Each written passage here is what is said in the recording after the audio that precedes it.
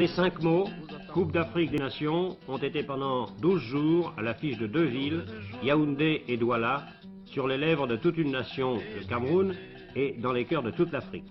Nous accueillons avec la joie et dignité nos pays frères. Les spectateurs camerounais, enthousiastes, étaient venus par dizaines de milliers pour l'amour du football, mais, il est vrai, aussi, pour assister surtout à la victoire de leur équipe face aux 7 autres nations qualifiées. À leur enthousiasme devait céder progressivement la déception après l'élimination du Cameroun. Bienvenue dans notre chère patrie.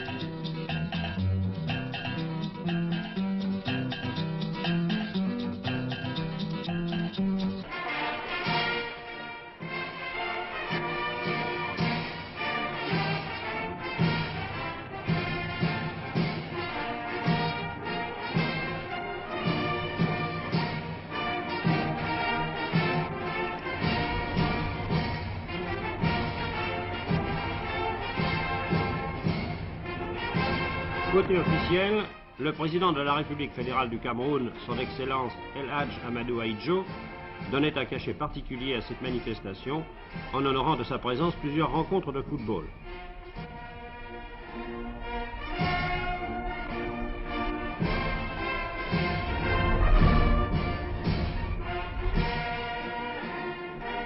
Ce jour-là, le président déclarait solennellement ouverte la 8e Coupe d'Afrique des Nations. Je déclare ouvertes les compétitions comptant pour la 8e Coupe d'Afrique des Nations de football. Tous les noms des pays participants étaient accueillis avec la même ferveur, la même sportivité et réunis sous une seule devise, que le meilleur gagne. Aux yeux de tous les observateurs réunis ce soir-là à Yaoundé, la 8e Coupe d'Afrique des Nations marquait d'une manière spectaculaire la grande fête du football africain.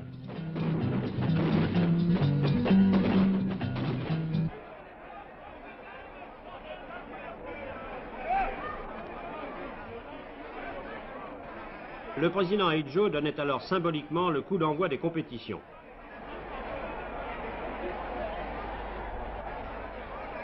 Sans atteindre les sommets, le niveau des rencontres devait être des plus honnêtes. Le Cameroun prenait un bon départ en inscrivant 2 jolis buts pour son premier match face à une équipe du Kenya dont le jeu séduisit plus d'un spectateur.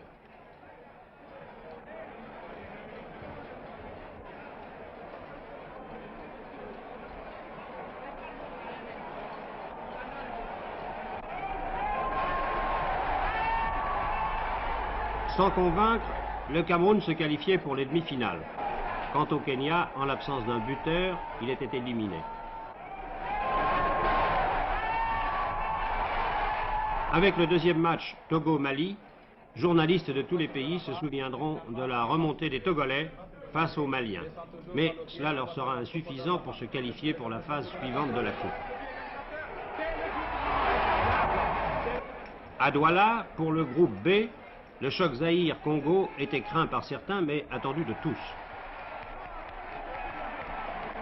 Le match devait d'ailleurs se dérouler dans une parfaite correction.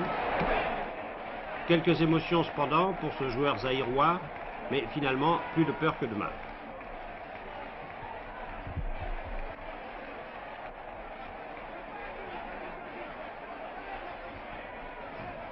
Et après 2 pannes de lumière, le Zaïre, par son avant-centre Ntumba, remportait la victoire et devenait le favori de l'épreuve.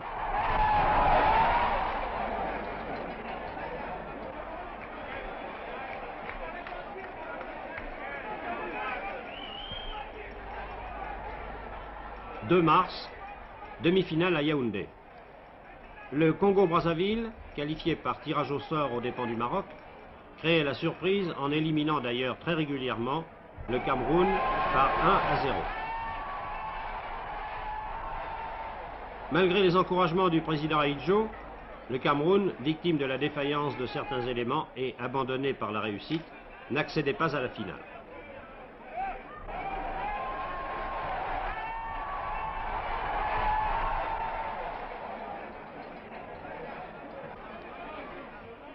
Trois jours plus tard, apothéose avec une finale un peu inattendue.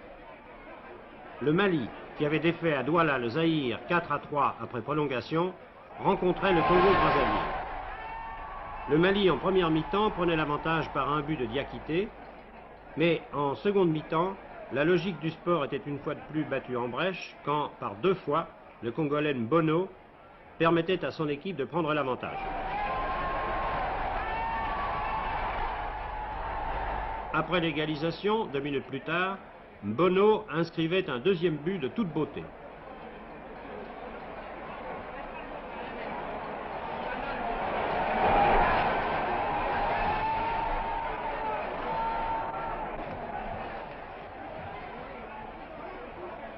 Enfin, François Mpelé, le joueur congolais opérant dans l'équipe française d'Ajaccio et l'un des meilleurs joueurs de cette coupe, achevait le triomphe de son équipe en marquant un 3e but.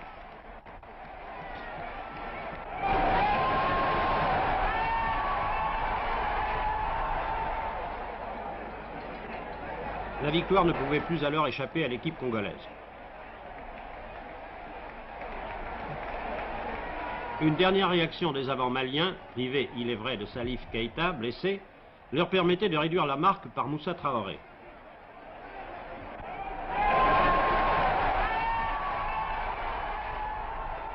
« 3-2, tel était le score de cette finale de la 8e Coupe d'Afrique des Nations.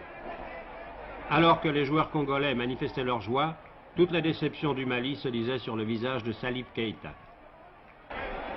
Le capitaine Dolou recevait des mains du président Idjo le trophée de cette 8e Coupe d'Afrique qui récompensait une équipe régulière qui a su profiter de son rôle d'outsider en surprenant les meilleurs. Elle défendra son titre dans 2 ans au Caire.